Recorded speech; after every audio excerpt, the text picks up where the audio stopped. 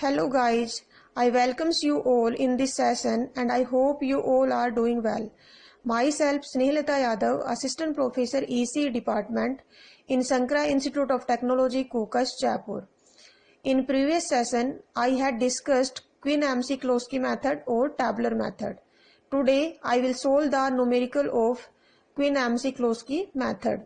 This is an example. Simplify the given Boolean function using tabular method. Y equals to sigma m 0, 1, 3, 5, 8, 10, 12, 14, 15 plus sigma d 7, 13. First of all, we write down the given function. Given function is y equals to sigma m 0, 1, 3, 5, 8, 10, 12, 14, 15 plus sigma d 7, 13. This is a 4-variable function which is in SOAP form. Now, follow the steps for the procedure of tabular method. According to its name, tabular method have many number of tables in this procedure. Table 1 is binary representation of mean terms. In this table, we write all mean terms including don't care terms in a column and represent their equivalent binary numbers in respective rows. Table 2 is increasing index table. In this table, first of all, we write the mean term which has 0 number of ones. Then we write the mean term which has single ones.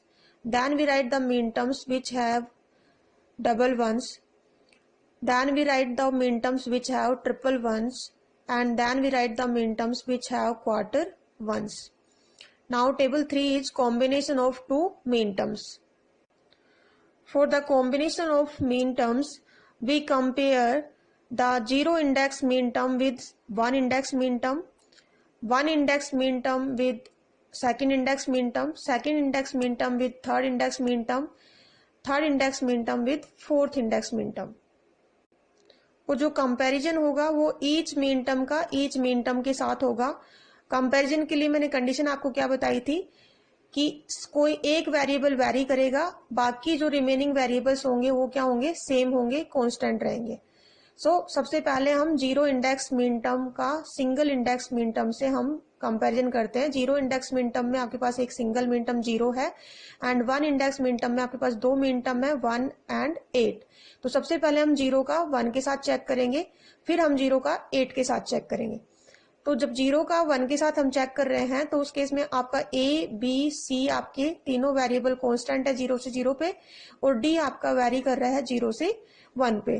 तो जो combination आएगा दो mean terms का वो होगा 0, 1 और output variables जो same है उनकी वैल्यू 0 है तो 0 लिखना है आपको, 1 है तो 1 लिखना है. तो A, B, C आपके पास 0, 0 है और D आपका वेरी कर रहा है इसलिए हमने क्या किया, यहाँ पे डैश किया. देन 0 का आपको 8 के साथ कंपैरिजन करना है तो इसमें आपका A वेरिएबल वेरी कर रहा है और B, C, D आपके पास क्या है, कांस्टेंट है. तो जो कॉम्बिनेशन आया वो 0, 8 आया. वेरिएबल्स होंगे वो डैश 0, 0 होंगे. अब आपके पास जो सिंगल इंडेक्स वाली मीन टर्म्स हैं उनका हमको सेकंड इंडेक्स वाली मीन टर्म्स के साथ करना है. फर्स्ट इंडेक्स मीन टर्म में आपके पास दो मीन टर्म है 1 और 8 और इधर आपके पास 4 मीन टर्म्स हैं जिन डबल इंडेक्स मीन टर्म में, सेकंड इंडेक्स मीन टर्म में. तो पहले हमें 1 का पॉसिबिलिटी चेक करना है, 1 का 3 के साथ, 1 का 5 के साथ, 1 का 10 के साथ, 1 का 12 के साथ. कंडीशन सेम रहेगी, 4 वेरिएबल्स में कोई एक वेरी करना चाहिए और बचे हुए 3 क्या होने चाहिए, सेम होने चाहिए. सिमिलरली हमें 8 का इन चारों के साथ चेक करना है और कंडीशन सेम रहेगी. फिर हमें सेकंड इंडेक्स मीन टर्म का थर्ड इंडेक्स मीन टर्म के साथ कंपैरिजन करना है और ईच मीन टर्म का ईच मीन टर्म के साथ चेक करना है. कंडीशन सेम रहेगी, 4 वेरिएबल्स में से कोई एक वेरी करना चाहिए, बचे हुए 3 वेरिएबल आपके कांस्टेंट होने चाहिए. फिर जो थर्ड इंडेक्स मीन टर्म है उनका फोर्थ इंडेक्स मीन टर्म के साथ कंपैरिजन होगा.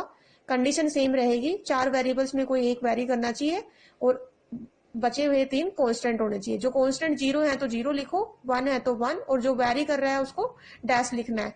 तो ये टेबल जो आई आपके पास वो होगी combination of two mean terms. इसमें जो रिमेनिंग कॉम्बिनेशन है वो यहाँ पे ये रहे. देन हमें करना है कॉम्बिनेशन ऑफ 4 मीन टर्म्स.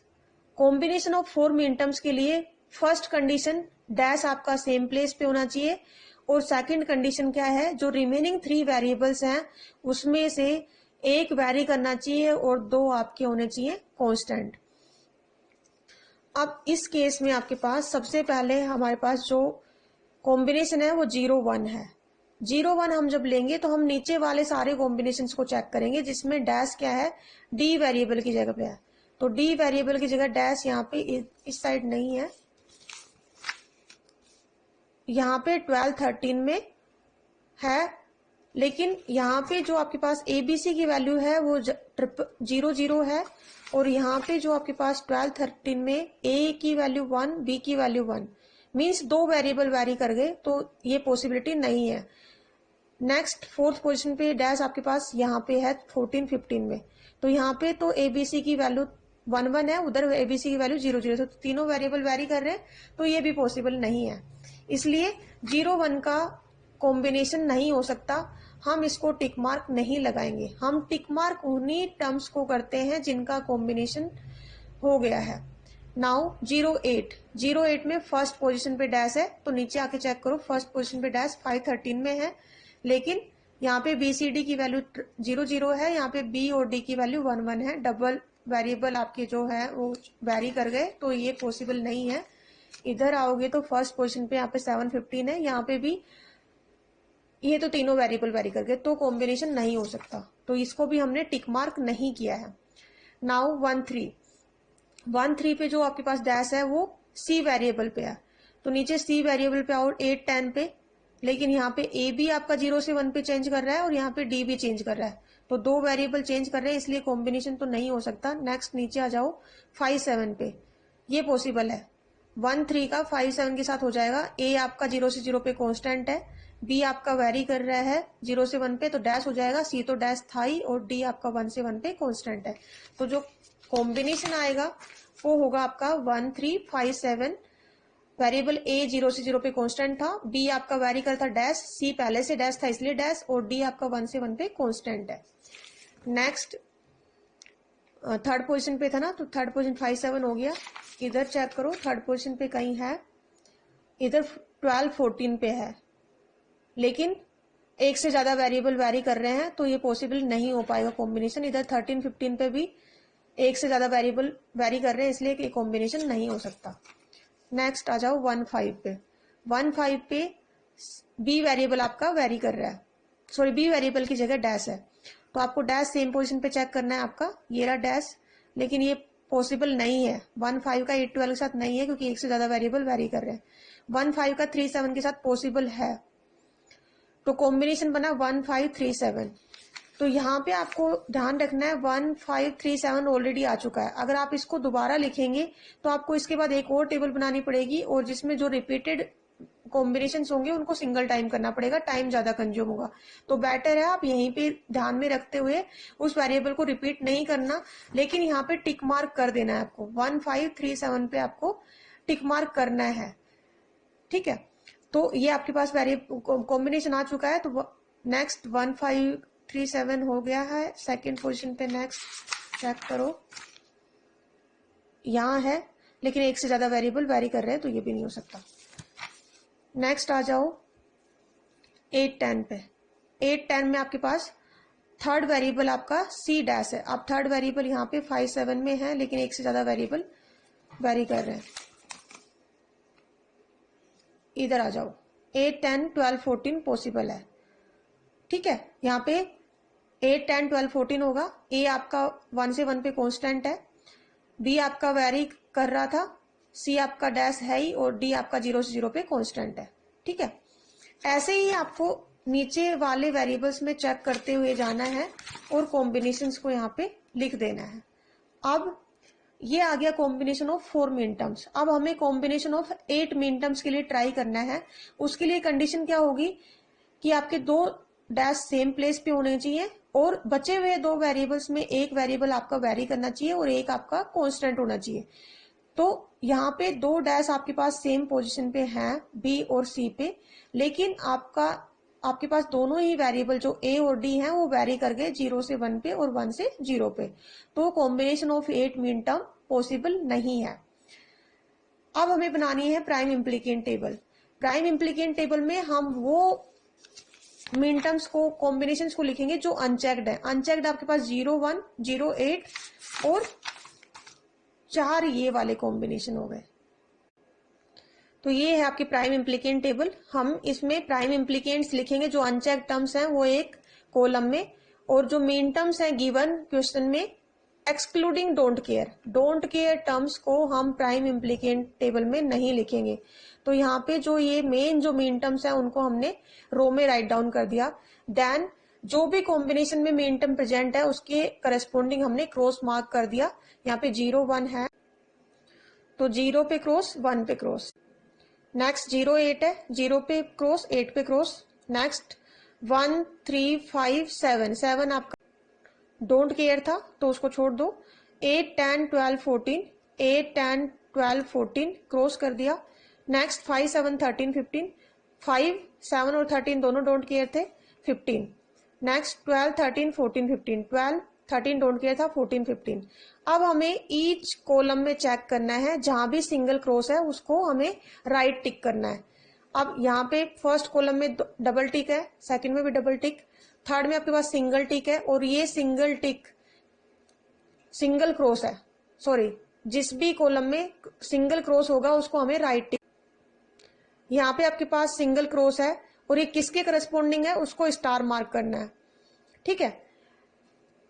एक आपके पास सिंगल क्रॉस यहाँ पे है, उस टर्म को भी हमने स्टार मार्क कर दिया। अब आपके पास ये जो स्टार मार्क जो कॉम्बिनेशंस आए वो क्या हो गए, एसेंशियल प्राइम इम्प्लीकेंट्स है।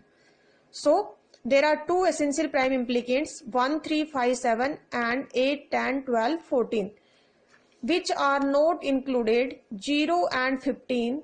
Therefore we include 0 1 and 5 7 13 15 for 0 and 15 respectively. हमारे पास जो essential prime implicants हैं वो given minterms में 0 और 15 को कंटेन नहीं कर रहे हैं। तो हमने 0 के लिए हमने कॉम्बिनेशन लिया 0 1 एंड 15 के लिए हमने कॉम्बिनेशन लिया 5 7 13 15।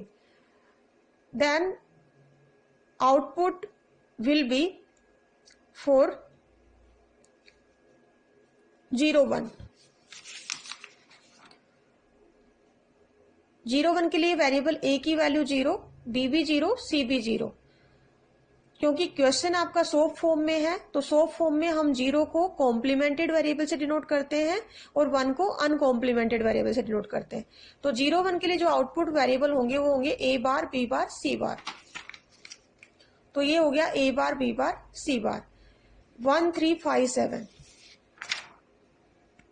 1 3 5 7 में आपके पास ए की वैल्यू 0 है और डी की वैल्यू आपके पास 1 है, तो ये हो गया आपके पास ए बार डी, ए बार डी। नेक्स्ट आपके पास 8 10 12 14, 8 10 12 14 में ए की वैल्यू 1, डी की वैल्यू 0, तो ये आउटपुट वेरिएबल हो जाएंगे A D bar, A D bar. Next हमने कंसिडर किया 5 7 13 15, तो 5 7 13 15 में आपके पास बी की वैल्यू 1, डी की वैल्यू 1, तो आउटपुट वेरिएबल होंगे आपके पास B D. So final output equation will be y equals to a bar d plus a d bar plus a bar b bar c bar plus b d, or after simplification y equals to a xor d plus a bar b bar c bar plus b d. Guys, I hope you all are understand. Thank you.